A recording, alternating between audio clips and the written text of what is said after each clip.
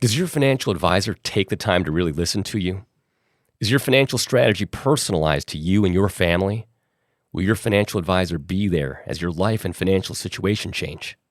Hi, I'm Jerry Mangona, your Edward Jones financial advisor. I live here in Corktown, just a few blocks from the Daily Detroit studios, and when we work together, we'll focus on what's important to you. We'll use an established process to create a personalized financial strategy backed by the advice, tools, and resources to help you reach your goals. And we'll partner together to help your strategy stay on track. Contact me toll-free today at 866-975-8655. Again, that's 866-975-8655. Edward Jones, member SIPC.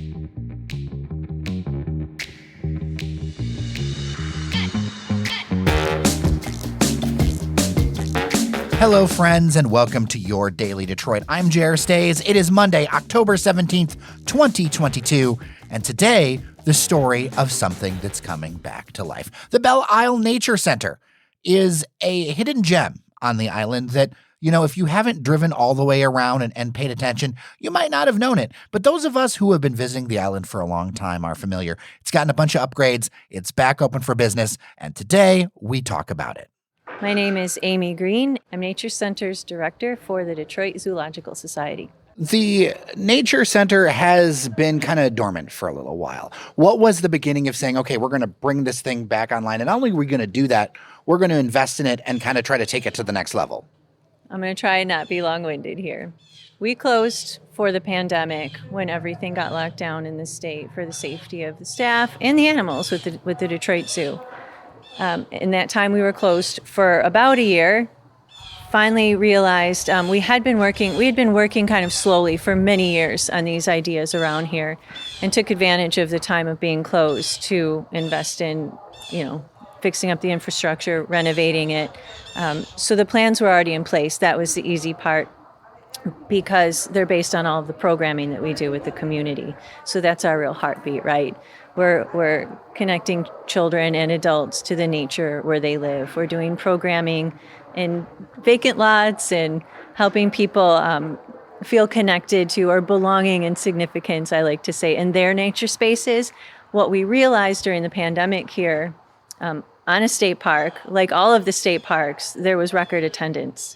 And so nature wasn't a nice to have, it was a need to have, right? We could see that.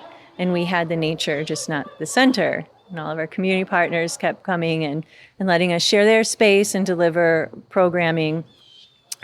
So that informed the renovations in here, of taking it from a nature center about all kinds of Michigan nature to honing that to Detroit nature, urban nature, or even suburban nature. So who's all, like, you could hear the birds, right, when I was talking. So that's everywhere we are. We're in Detroit. We're on an island, right? But wherever you are, no matter how busy your city is, you're sharing your space with other living things. And so we wanted to focus on that intersection, the built-in natural environment. And how important is that focus for especially children and families to understand that, right in their yard, there's nature? Or as a city resident myself, like I was sharing with you before we started talking on the air here, there's deer across the street from me. There was a Kirtland's warbler up top during my migration, right? So there are so many gems of nature within our cities, especially here in Detroit and Metro Detroit, where we have a little bit more space, right? This isn't like a New York City where everything is exactly concrete. How important is that to connect families to that? Well, you're exactly right. That Detroit's unique in the space that it has. It's not unique in urban nature in a city, but it's important for everybody to feel connected in a sense of place wherever they are. And so that informs all of our programming. You asked me how important is it, or why is that important? Yeah. When folks come through here, I hear some magic words like, I remember, so the adults, right? I remember when I used to look for salamanders. I remember sitting on a dock and seeing snakes. And it's all about those connections and how are we sharing spaces, whether it's with other people, with other animals, and noticing it, because it's there for you. It's there with us. It matters. And the children matter, and we want to build that within them and validate that intentionally. I see I'm going to try not to rant here, but I do see sometimes in the world of like the savior thing, like these children can't be stewards of the future because they don't have water near them and nature near them, and there's some commodity for like making the world better. But take that away. They're valuable human beings who belong where they are and should feel a connection and a sense of power in that space. And I hope that with what we've done here, we help people root and connect and kind of reveal, so they can observe, like sitting on your front porch, reading a book or playing on your phone, whatever it is. Just take a minute. You're going to see something fly by. You're going to see some spider and wonder about it. It's already there. So how are you a part of that? That's a really big question for little kids, and I think they're ready to handle that. And it's just an honor to help kind of begin those pieces of curiosity. Now, I've been somebody who's been coming here since it was built. I've noticed a lot of changes. Why don't we go through a few of them? One of the things I really appreciated were the murals and the art. Can you talk about how that came together? I would love to. All right. So going back to this sense of place and sense of space, we were designing this when it was very, very cold outside and didn't quite want to represent Detroit winter only throughout. So photography was kind of out. There's just such an amazing team that has worked on all of this, and I could, we can run out of tape thanking everybody. However, the team came up with this brilliant idea of finding all of the animals, obviously here at the Nature Center, are local, under the care of humans. We never plucked any out of the land nearby, but you might find them or come across them in the city. So we went to iNaturalist, which is a kind of a citizen or community science app where people geotag the animals that they've seen anywhere in the world. We found those animals who live here represented in the city. So a bullfrog at Milliken or a salamander at Palmer Park. So we found where they were tagged, translated that to Google Street View, translated that precise location to the art in our murals now. So every mural, it's representative of an actual place that you might find those animals in the city. So if you have a keen eye, you can look around and see if you can place yourself. Can we talk about a couple of the displays that are some of your favorites? It might be like picking children, but... Yeah, I'm actually probably going to turn this question on its head accidentally on you, because my favorite thing right now is seeing the people here. So like the people are my favorite display. We've been hollow for so long with all of these dreams of rebuilding for everybody. So I'm going to be honest with you. It's the people here. I've been waiting for that, hearing them, seeing them play in it. I would say I want to ask everybody else what's their favorite, because I couldn't possibly pick. It's just thrilling to have folks back. Well, I'll share that I definitely like the deeper and enhanced turtle zone that's there. I appreciate that a ton. A look into the bees is pretty great too. And of course, I don't want to give it all away because you're going to want to come in and check out this place.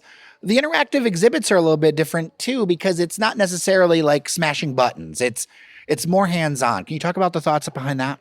Oh, we all tap screens all day long, don't we? So in order to be engaging and inspire that curiosity and response, right? Like what choices, you have power and control over your choices, and you can see the impacts of those choices. And we discovered that the way to do that was through some of these bigger hands-on interactive pieces that little hands and big hands can grab and move around and see what happens. And it feels like a bit of a more engaging way to play, no matter what age you are. And the space that we're in, can you talk about it right now that we're recording in? And people listening, you can hear like nature in the background because we are outdoors. We are. We're in our backyard area, our nature play area, and next to our backyards for wildlife area.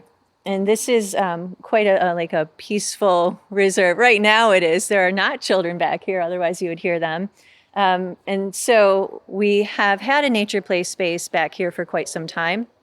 But we had the opportunity through these renovations to update this space as well. So there are some much beloved features that have been expanded, like our giant nest sandbox, and some new ones that just bring all of your senses together, like our pebble harp. So using music and nature together, which is totally sensory rich and engaging. And then finally, when people want to come to this thing, when can they come and what do they need to do? So we will be open 7 days a week, 10 a.m. to 5 p.m. Closed only 3 days a year. That's Thanksgiving Day, Christmas Day, New Year's Day.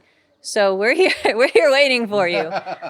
If you arrive, you just need to potentially have a state park pass, a recreation passport. We here are free. We want to be accessible. We want to be available. We're free for everybody all the time. Zoo members also free.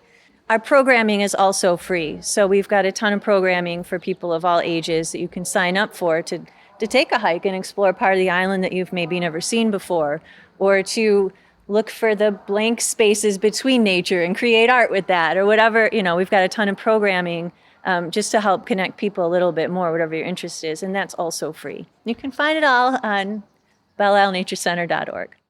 If you're looking to pop in the address to your map app, it is 176 Lakeside Drive, Detroit, Michigan, 48207.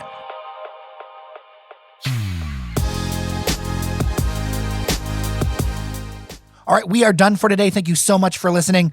Later this week, of course, Devin O'Reilly will be back. Lots to talk about.